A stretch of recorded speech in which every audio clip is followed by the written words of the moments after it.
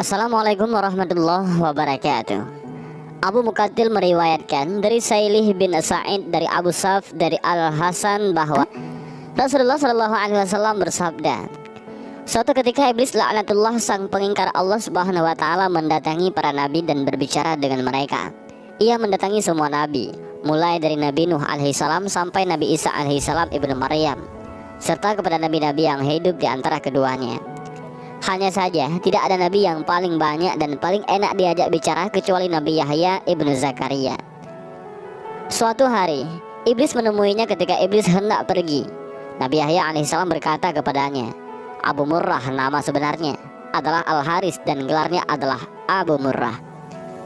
Allah Subhanahu Wa Taala menyebutnya dengan nama iblis karena ia terkutuk dari segala kebaikan dan rezeki saat disuruh sujud kepada Nabi Adam alaihissalam. Nabi Yahya alaihissalam berkata kepada iblis, Abu Murrah, aku ingin meminta satu hal kepadamu dan aku harap kamu tidak menolaknya. Iblis menjawab, iya, aku akan mengabulkan untukmu wahai Nabi Allah. Nabi Yahya alaihissalam pun menyampaikan maksudnya. Aku ingin kamu nampakkan bentuk dan rupa aslimu, serta memperlihatkan berbagai bentuk perangkapmu yang kamu gunakan untuk membinasakan dan mencelakakan manusia. Mendengar permintaan Nabi Yahya alaihissalam, iblis berkata, Anda meminta sesuatu yang berat. Permintaan Anda membuatku berada dalam kesulitan. Namun, aku tidak bisa menolak permintaan Anda. Hanya saja aku berharap jangan sampai ada orang lain bersama Anda yang melihatku. Dan akhirnya, keduanya bersepakat untuk bertemu esok harinya di saat siang. Pada keesokan harinya, pada saat yang telah ditentukan, iblis tiba-tiba muncul dan berdiri di hadapan Nabi Yahya alaihissalam. Ia melihat ketentuan Allah Subhanahu Wa Taala yang agung. Tiba-tiba iblis tersebut merubah bentuk menjadi mirip hewan yang buruk dan menakutkan. Bentuk fisiknya seperti babi, wajahnya seperti wajah kera, dan matanya memanjang sama seperti mulutnya. Dia tidak memiliki janggut, rambut di kepalanya jarang dan mengarah ke atas. Dia memiliki 4 tangan, 2 tangan di bahu dan 2 tangannya lagi di keningnya. Jari-jari tangannya ada 6, hidungnya menghadap ke atas. Ia memiliki belalai, wajahnya mempunyai tengku, kedua matanya kabur. Ia pincang, bongkok dan memiliki sayap. Baju yang dipakainya berkerut dan robek. Di atasnya ada berhala orang Majusi. Beberapa cengkir kecil menggantung di ikat pinggangnya. Lalu di sekitar bajunya ada 6 jenis minuman dengan warna yang beraneka ragam seperti putih, hitam, merah, kuning, dan hijau. Di tangannya ada lonceng besar. Di atas kepalanya terdapat telur yang di tengahnya ada besi panjang. Selanjutnya Nabi Yahya alaihissalam berkata, Abu Murrah, jelaskan kepadaku tentang benda yang ada di atas bajumu tersebut. Iblis menjawab, benda ini menyerupai milik orang Majusi. Aku yang membuat agama Majusi dan aku memeluk agama tersebut. Nabi Yahya alaihissalam kembali bertanya, jelaskan kepadaku tentang cangkir kecil yang bergantung di ikat pinggangmu bahagian depan. Iblis menjawab, wahai Nabi Allah, di dalamnya ada berbagai syahwat dan jerat perangkapku. Yang pertama-tama, aku jadikan alat untuk menjerat orang mukmin adalah wanita. Apabila ia tetap bisa taat kepada Allah Subhanahu Wa Taala, maka aku akan mendatanginya lewat pengumpulan harta haram agar dia tamak untuk mendapatkannya. Apabila dia tetap taat kepada Allah Subhanahu Wa Taala dan hidup zuhud, aku akan mendatanginya lewat minuman memabukkan sehingga aku bisa mendatangkan semua syahwat ini padanya. Saya memastikan ada sebahagian perangkap tersebut yang memperdaya orang mukmin meski dia termasuk manusia paling wara. Nabi Yahya alaihissalam bertanya, apa bentuk jerat tersebut? Iblis menjawab, wahai Nabi Allah, jerat tersebut berupa berbagai bentuk aksesoris dan perhiasan wanita. Salah satu dari aksesoris dan perhiasan tersebut selalu mewarnai baju wanita sehingga sesuai dengan wanita yang memakainya. Para lelaki pun akan terpikat melihat perhiasan yang melekat pada wanita tersebut. Nabi Yahya alaihissalam bertanya, apa lonceng yang ada di tanganmu tersebut? Iblis menjawab, wahai Nabi Allah, ini adalah kumpulan sumber dari alat musik seperti kecapi, rebab, suling, gendang, rebana, dan berbagai jenis alat musik-musik yang ada di tengah-tengah masyarakat. Mereka berkumpul di pesta kemaksiatan dengan membawa salah satu alat musik tersebut. Lalu mereka bernyanyi, bersenang-senang, dan memainkan musik. Setiap kali melihat hal tersebut, aku segera memainkan lonceng ini sehingga suaranya bercampur dengan suara musik mereka. Dengan begitu, mereka bertambah senang dan bertambah semangat dalam bermusik. Ketika mendengarnya, ada di antara mereka yang mengeluarkan telunjuknya. Ada pula di antara mereka yang menghentakkan kepalanya, dan ada pula yang bertepuk tangan. Ini terus-menerus mereka lakukan sampai mereka puas. Nabi Yahya alaihissalam kembali bertanya, "Telur yang ada di kepalamu tersebut, telur apa?" Iblis menjawab, "Jauhilah diriku dan perangkapku seperti yang telah dijelaskan oleh para nabi, orang-orang saleh, para ahli ibadah dan mereka yang wara. Anda harus menjaga diri dari godaanku, seperti halnya di kepalaku yang menjaga telur ini dari segala bencana." "Bencana apa?" tanya Nabi Yahya alaihissalam. "Laknat dan kutukan," jawab iblis. Nabi Yahya alaihissalam kembali bertanya, "Kemudian apa besi panjang yang ada di tengahnya?" Iblis menjawab, "Besi panjang adalah alat yang aku pakai untuk membolak-balikkan hati orang saleh." Nabi Yahya alaihissalam berkata lagi, "Tinggal satu lagi." "Apa?" tanya iblis. Nabi Yahya alaihissalam melanjutkan, "Mengapa bentukmu sangat buruk dan jelek?" Iblis menjawab, "Wahai Nabi Allah, ini karena nenek moyang Anda, Nabi Adam alaihissalam. Tadinya aku dari golongan malaikat yang mulia. Aku tidak pernah mengangkat kepalaku dari sujud yang kulakukan selama 400.000 tahun. Namun aku melanggar perintah Tuhan dengan tidak bersujud kepada Nabi Adam alaihissalam. Allah subhanahu wa ta'ala pun murka kepada aku dan melaknatku. Aku pun berubah dari bentuk malaikat kepada bentuk setan. Padahal tadinya di antara malaikat tidak ada yang rupanya lebih bagus dariku. Aku pun menjadi buruk dan menakutkan seperti yang Anda lihat sekarang." Nabi Yahya alaihissalam melanjutkan pertanyaannya, "Apakah kamu pernah memperlihatkan dirimu dan perangkapmu ini kepada orang lain?" Iblis menjawab, "Tidak pernah. Demi Tuhan, semua ini tidak pernah dilihat oleh manusia. Hanya Anda satu-satunya yang aku muliakan dengan ini." Nabi Yahya alaihissalam pun berkata, "Sungguh beruntung aku jika kamu mau menjawab dua pertanyaanku, yang satu umum dan yang satu lagi bersifat khusus." Dan iblis berkata, "Tanyakanlah wahai Nabi Allah."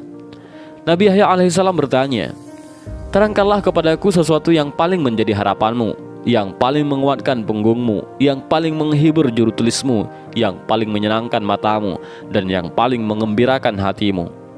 Dan iblis pun menjawab, "Wahai Nabi Allah, aku khawatir Anda menceritakan hal ini kepada orang lain sehingga mereka akan menjaga diri dari hal tersebut.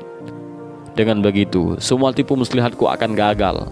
Nabi Yahya alaihissalam berkata, "Dalam kitab suci Allah subhanahu wa ta'ala telah menceritakan kondisimu berikut tipu muslihatmu kepada para nabi dan walinya. Mereka pun telah menjaga diri dengan cara mereka. Sementara orang-orang yang sesat, kamu pasti lebih bisa menguasai mereka.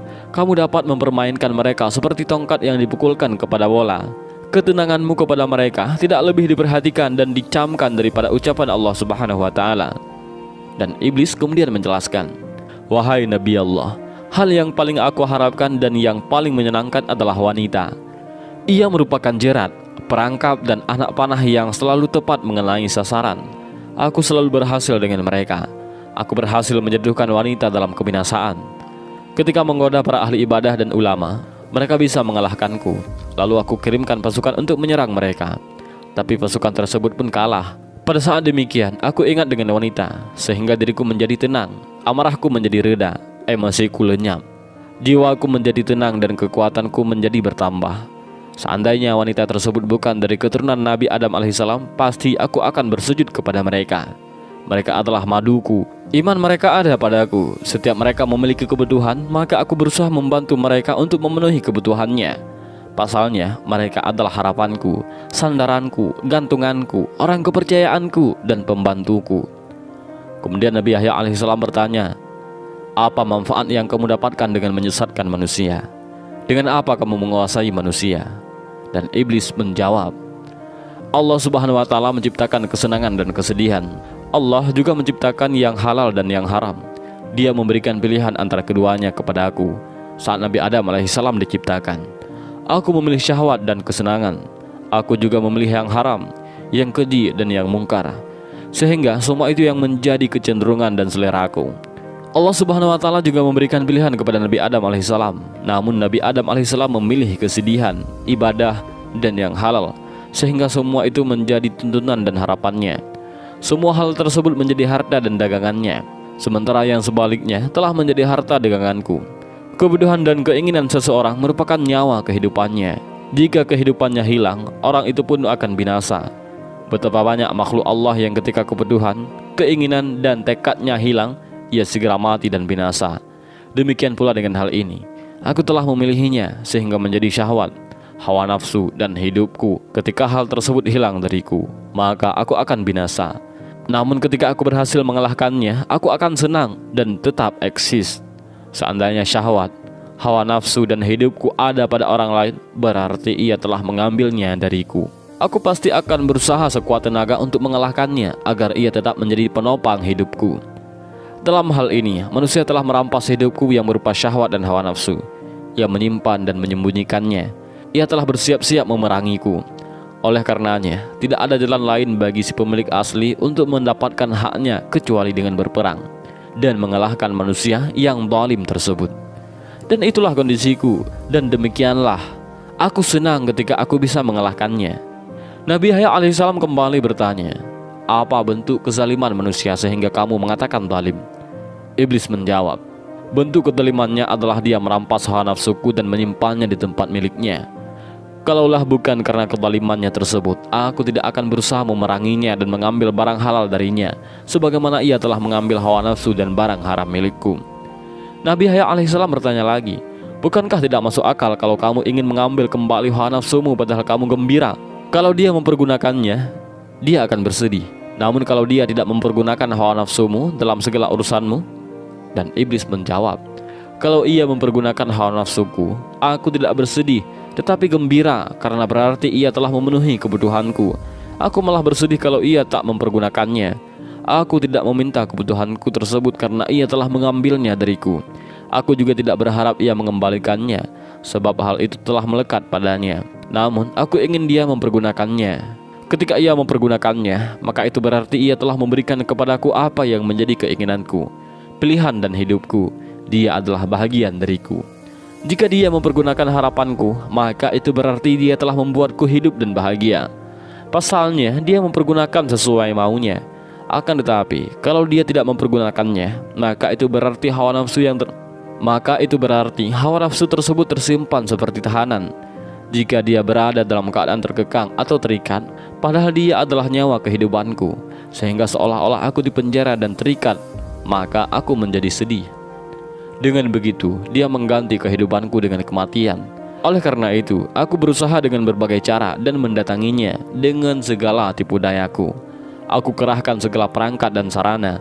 Aku keluarkan semua hiburan berikut alat-alatnya. Lalu aku pukul, aku gerakkan, dan aku lambaikan dengan dia melihatnya. Dengan cara itu, dia mulai bermusik dengan semangat. Dia juga mempergunakan hawa nafsunya yang ada padanya, yang merupakan nyawa dan syahwatku. Aku pun menjadi hidup dan bahagia sampai dia menemukan jalan untuk bergerak dan terlepas dari pohon tersebut. Dan inilah yang belum aku sebutkan untuk siapapun juga semenjak aku diciptakan. Seandainya aku tidak melihat kelebihan dan kemuliaan yang Anda miliki, aku tidak akan menerangkan semua ini kepada Anda. Nabi Yahya alaihissalam kemudian berkata, tinggal satu pertanyaan yang bersifat khusus dan bersifat pribadi yang ingin aku tanyakan kepadamu. Iblis menjawab, iya, tanyakanlah. Nabi Yahya alaihissalam melanjutkan pertanyaannya, apakah kamu menemukan peluang untuk menggoda diriku dalam pandangan, ucapan lisan, atau i'tikad kalbu? Iblis menjawab, secara umum memang tidak ada, hanya saja ada satu hal dari Anda yang menarik bagiku. Meski begitu, itu sudah cukup bagiku. Ada satu pintu utama yang bisa aku manfaatkan untuk menggoda diri Anda. Ketika mendengar perkataan iblis tersebut, wajah Nabi Yahya alaihissalam menjadi suram. Ia bingung, hatinya sedih, jiwanya terperanjat dan kaget. Nabi Yahya alaihissalam berkata, apakah itu wahai iblis? Anda adalah orang yang banyak makan. Kadangkala Anda terlalu banyak makan sehingga menyebabkan pencernaan Anda tidak sehat. Kondisi Anda juga menjadi lemah, ngantuk dan malas dan gampang tidur.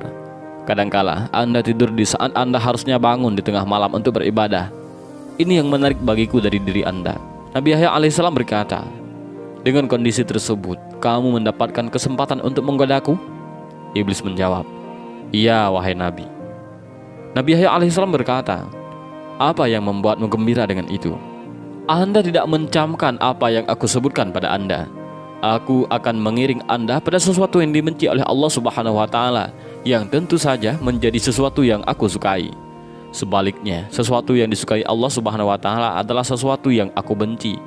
Ketika manusia memilih sesuatu yang aku benci, Aku tidak berdaya atasnya, sehingga aku berusaha sekuat tenaga untuk menipunya sampai dia memilih apa yang aku sukai. Semua itu aku lakukan karena hidupku bergantung pada apa yang aku sukai dan disukai oleh manusia. Sebaliknya, kematian, kebinasaan, kehinaan, dan kelemahanku terletak pada apa yang aku benci dimanfaatkan oleh manusia. Ketahuilah, yang aku benci adalah barang yang halal, yang baik serta kesedihan. Yang aku sukai adalah barang yang haram, yang buruk serta kesenangan. Allah Subhanahu wa Ta'ala telah mengingatkanmu dengannya. Anda cukup beruntung, wahai Yahya. Iblis mengatakan, ia telah memberitahu apa yang mungkin kesempatan yang didapat dari Nabi Yahya alaihissalam. Nabi Yahya alaihissalam berkata, sepanjang hidupku, hanya itu kesempatan yang bisa kamu dapat dariku. Iblis menjawab, ya, tidak ada lagi, hanya itu. Nabi Yahya alaihissalam kemudian menjelaskan, aku berjanji kepada Allah Subhanahu wa Ta'ala untuk tidak meninggalkan dunia dalam kondisi kenyang. Dan mendengar hal tersebut, iblis menjadi marah dan sedih, sebab Nabi Yahya alaihissalam telah melakukan antisipasi tipu daya iblis. Ia berkata, Anda telah menipuku dan membuatku kesal, harapanku pun sirna kepada Anda. Dan iblis pun meninggalkan Nabi Yahya alaihissalam dengan sangat murka. Dan inilah sedikit kisah tentang pertemuan Nabi Yahya alaihissalam dengan iblis laknatullahi alaih. Mudah-mudahan dari kisah pertemuan Nabi Yahya alaihissalam dengan iblis kita mendapatkan beberapa pelajaran dan hikmah, dan juga mudah-mudahan video ini bermanfaat bagi kita semua. Amin ya rabbal alamin. Wallahu a'lam bishawab. Assalamualaikum warahmatullahi wabarakatuh.